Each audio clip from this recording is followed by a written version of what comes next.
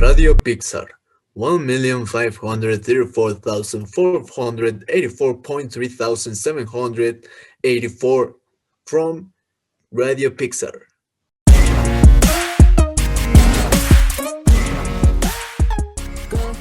Hi everyone, welcome to Radio Pixar, your favorite radio show. I am Diego Priego and we have a really fun and interesting show for you today. I am with my two co-workers, Danae Luna and Maria Jose Bravo. Hi Danae and Majo, how are you doing? Can you tell our audience what is going to be today's show about? Hi Diego, thanks for that introduction. I am really good. Thanks. And yeah, today's show is going to be really interesting. We're going to be talking about to our audience about health geography, but Majo, could you tell us in a more specific way what are we going to learn today about it? Hi Diego and Danae, I hope you're having a good day. Today we're going to explain about the background, sciences, characteristics, functions, etc.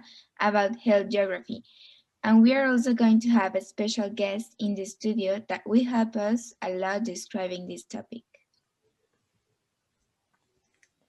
As an introduction to the subject, we need to know that geography and health are intrinsically linked. Where we are born, where we live, where we study, and where we work directly influences our health experiences, such as the air we breathe, the food we eat, the viruses we are exposed to, and the health services we can access. So let's keep this in mind so we can talk about health geography. Health geography is a subdiscipline of human geography, which deals with the interaction between people and the environment. Health geography views health encompassing society and space, and it conceptualizes the role of place, location, and geography in health, well-being, and disease. For example, what we are living with this pandemic is really related to geography because laboratories needed to know the disease epidemiology to provide the best health service. Also, in the way what does it do for us, we need to understand that disease risk factors and how risks such as genetics, lifestyle, environment, and occupation interact with the social, built, and natural environment. Many core geographic research themes, including health inequalities and polarization, scale, globalization, and urbanization, are directly related to public health. The use of a spatial lens that allows for investigation across a range of scales from the local to the global, and helps with population problems such as socioeconomic factors.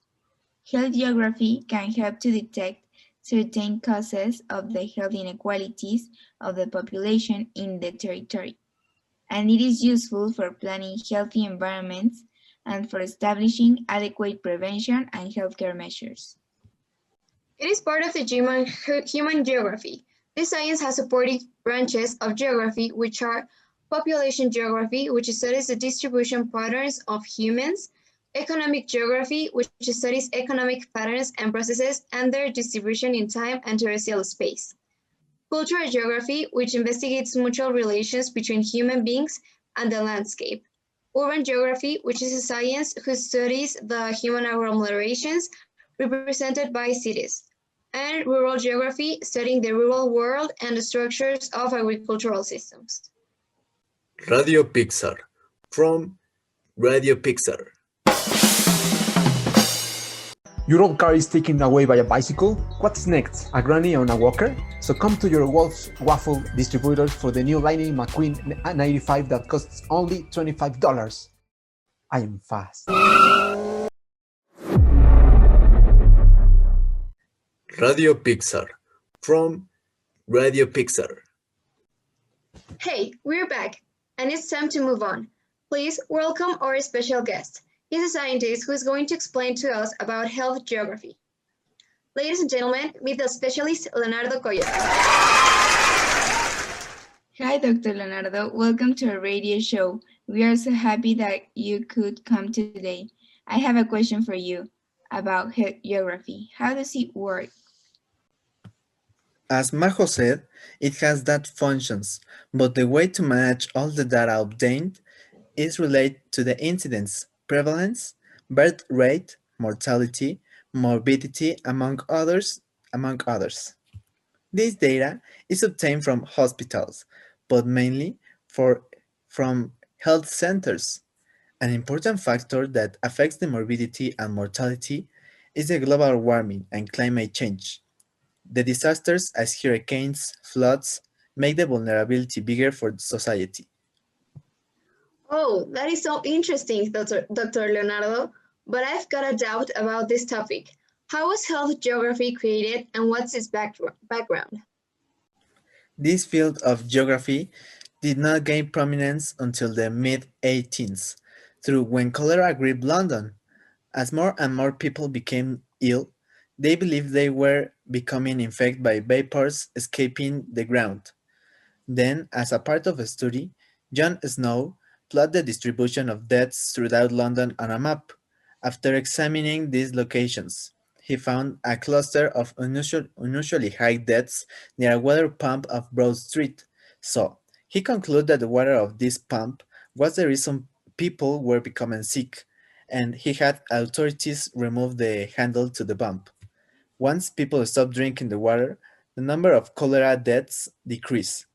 Since then, Snow's use of map to find the source of disease is the earliest and most famous example of medical geography.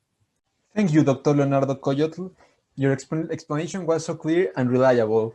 I think our audience found it really interesting. So we will get back with you in a couple of minutes to know more about your point of view. Radio Pixar from Radio Pixar.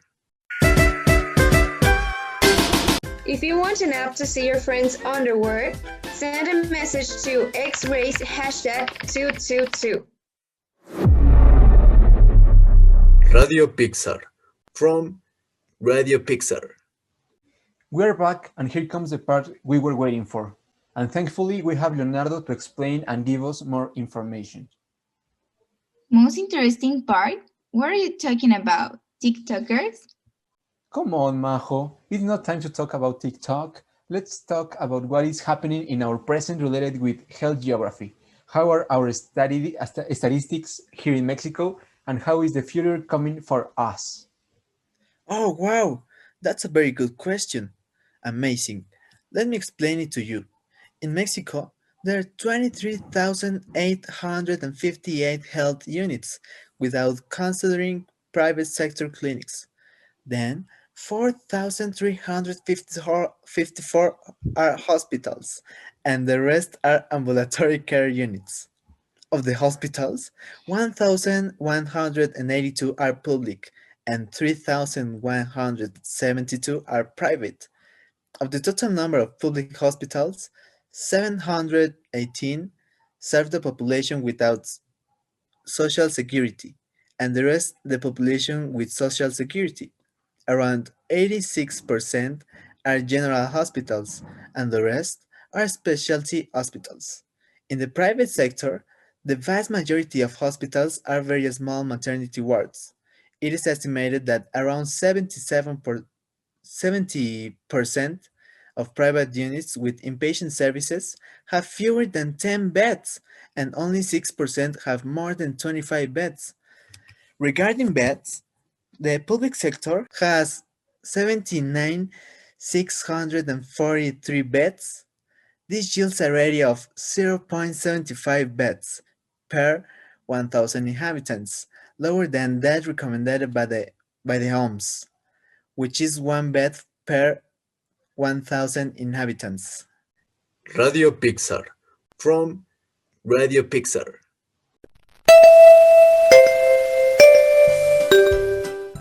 I'm Maho Ho Ho Ho, and I have a Christmas gift for you.